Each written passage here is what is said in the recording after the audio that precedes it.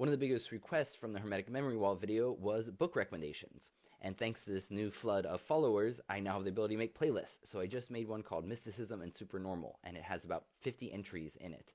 And by the supernormal, I mean to include things like paranormal abilities, UFOs, the history of religion, the history of folklore. I think all of that stuff plays into it, and it's good to know the basics. I mean, you're not going to find the answers, but it's good to know the basics. And on top of those books, you have really good timing because I've been here a year and I haven't had bookshelves until right now. So I'm finally getting bookshelves in here to take these stacks and put them away so I can use them again. But it's good timing, and maybe we'll do 2 videos and see how many of these books we can get through. Stained Glass Rain, a novel of the 60s. I have not read this, but I inherited it from Uncle Buck's library, which is the 60 boxes of books I have here and in the basement. And if Uncle Buck had it, it was a great book. This is Schrodinger's Cat by Robert Anton Wilson, one of the best works by the master. This is Beelzebub's Tales to His Grandson by Gurdjieff.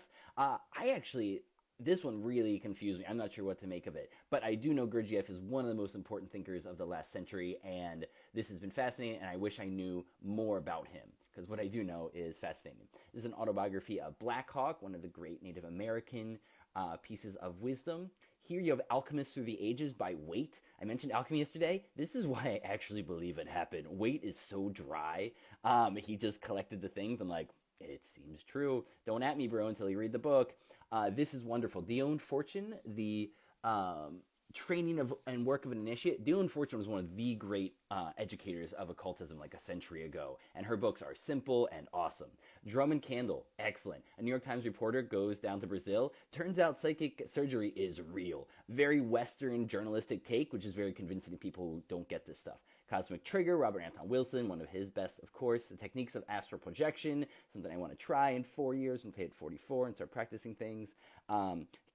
3 Pillars of Zen is a good classic. William James writing, of course, he's one of the first students of the supernormal, paranormal, to really study it, and probably the greatest intellectual, one of the greatest intellectuals the United States have ever produced. The Dermis Probe is one of the best collections of Sufi stories that I know, Sufi teaching wisdom, and that's saying something.